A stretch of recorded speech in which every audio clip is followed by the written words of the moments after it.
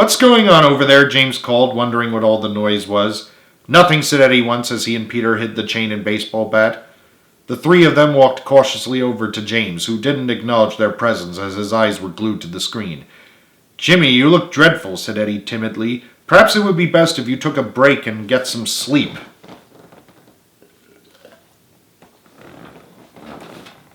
"I can't, Eddie," sighed James in exasperation. "My friends' lives are at stake, and we only need one more ingredient to complete the antidote. If only this nut wasn't so hard to crack so it wouldn't take this long to solve it. Can one of you get me more coffee?" he added, noticing his mug completely empty. "Right away," said Peter, grabbing the mug. "Hold on," said Clara firmly, holding her arm to stop Peter. "Jimmy, you've had quite enough sugar for one night. Here." She handed him an extra-large water bottle. "Drink some water instead." James was so thirsty that he drank about a quarter of the bottle, which was a 3-pound bottle, in one gulp. "Thanks," he said, smacking his lips. "Don't mention it," said Clara. "And thank you, Peter and Eddie, for emptying my ashtray." "No problem," said Peter. Said Clara quietly. "How many cigars can that box possibly hold?" "Shh," said Peter sternly. "Have you found any possible hints as to where the final ingredient can be?" asked Eddie as he read the list of ingredients. "According to the book The Antidote, the final ingredient has to be something that absorbs radiation," said James. "There are some fizzy sodas that would possibly do the trick, but not ones sold in any supermarket." "Like fizzy lifting drinks?" asked Eddie thoughtfully. "Don't be ridiculous, Eddie," said Clara, slightly annoyed. "They only exist in Charlie and the Chocolate Factory." "It was just a thought," Eddie shrugged. Just then something printed out of the computer database. "What's it say, Jimmy?" Peter asked. James picked it up and cleared his throat. "It says, any kind of fizzy soda will absorb radiation as long as it has seltzer among the key ingredients." "Seltzer?" said Eddie. "But isn't that stuff extremely strong?" "It is very strong," said James, nodding. "But it's the only way we can complete the antidote. Let me take a look at another one of the books again." James took one of the books off the table that was left open at a certain page and read it to himself. Eddie, Peter, and Clara gathered around, looking hopeful.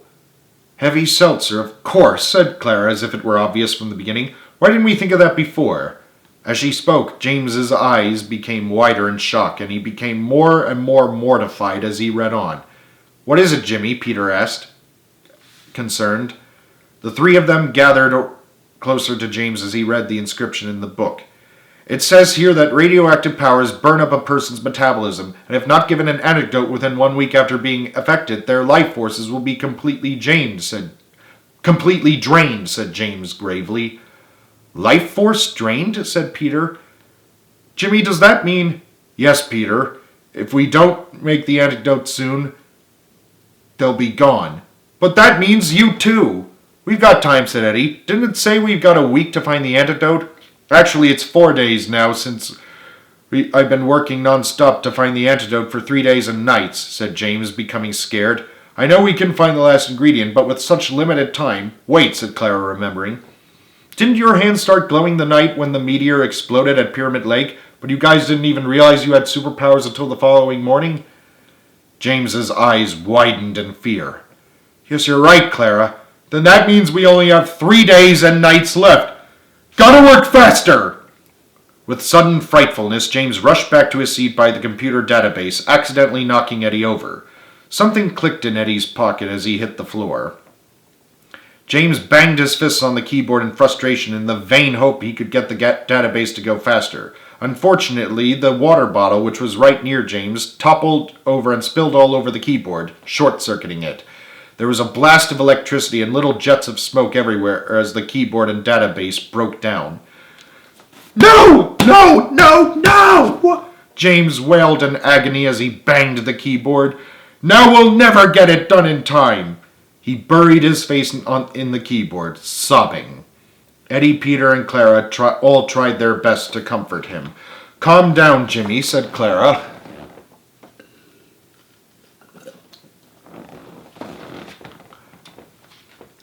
"We can fix it," said Eddie. "We still have a few more days," said Peter. Suddenly, James stopped crying and looked up. His face was livid with rage. Angry tears were streaming down his face, and his brown eyes were glowing red once more. Only this time, they didn't flash red for a few seconds. They stayed red. Something was about to happen to James.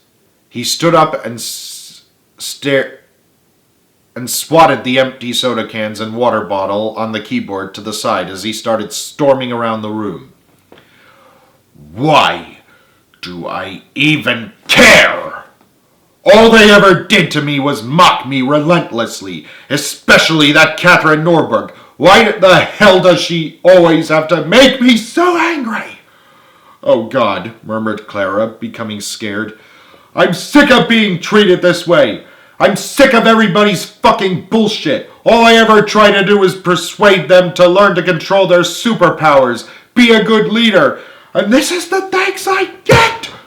James glared around the room and his eye caught the table they ate their meals on. In one swift and frightening movement, James flipped the table over, smashing everything on it. Several objects smashed against the windows, cracking them. Eddie, Peter, and Clara were beside themselves with fright as James went hitting and kicking everything he could in his path, fuming more and more with each step he took. If only I'd gotten a superpower of my own, then I'd make her pay. I'd make them all pay. Peter, Eddie, Clara shouted, get the chain ready. Suddenly James stopped shouting and storming around the room, because at that moment his appearance began to change. It looked like the muscles all over his body were starting to glow and grow. Furthermore, his superhero outfit started ripping to shreds as the muscles began growing. It didn't take James very long to realize what was happening. No! He wailed, horrified. No!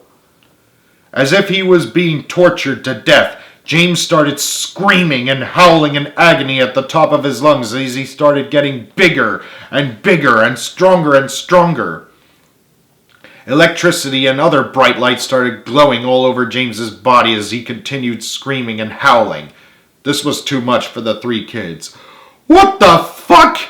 Cried Eddie. He's gonna blow! Run! Screamed Peter. Take cover! Shrieked Clara. Grabbing their headgear, Eddie, Peter, and Clara hid behind a couch in the game room for safety. But a moment later, they peeked over the top. To their horror, James was floating in the air, engulfed in nightmarish light and electricity. His arms and legs stretched out as far as they could go as he continued to transform. As his body grew, his superhero outfit continued ripping to shreds. The screaming and howling got louder, and to the horror of the three kids, his voice grew deeper and deeper, his screams now sounding like the roars of lions and tigers and bears. Oh my. After what seemed like ages, all was quiet until... BOOM! Something came crashing through the roof of the game room. Broken titles and glass flying everywhere. That something then came leaping over the debris and stepped out into the moonlight. It was James, except he had now turned into a monster. And I don't mean it metaphorically, or rhetorically, or poetically, or theoretically, or in any other fancy way. I mean, he literally transformed into a monster. He was about 50 feet tall. His muscles and head were greatly enlarged, and the only clothing that remained on his body, other than his enlarged underwear, was part of his superhero outfit that made him look like he was wearing blue and gold pants that were ripped right above the knees. Overall, James looked like a parody of the Hulk, but with orange skin and green hair. Looking at his hands, James gasped. Then he went over to the edge of his pool to get a good look at his reflection in the moonlight. Initially shocked, James quickly became delighted as he finally realized what had happened. He did have a superpower after all. It simply hadn't fully developed. Until now. This is no curse. I do have a superpower. Now I am strong. Now I shall smash! James now spoke in a deep, booming, monstrous voice. James started laughing maniacally, which sounded more like roaring to the average person, and then disappeared into the night, ready to take his vengeance out on the entire team. As soon as he disappeared, Eddie, Peter, and Clara, all shaking uncontrollably, but thankfully unharmed, came out of the wrecked game room, staring off in the direction James had went. They then stared at each other in horror as they realized what they had just witnessed, and the great task they now had. To be continued.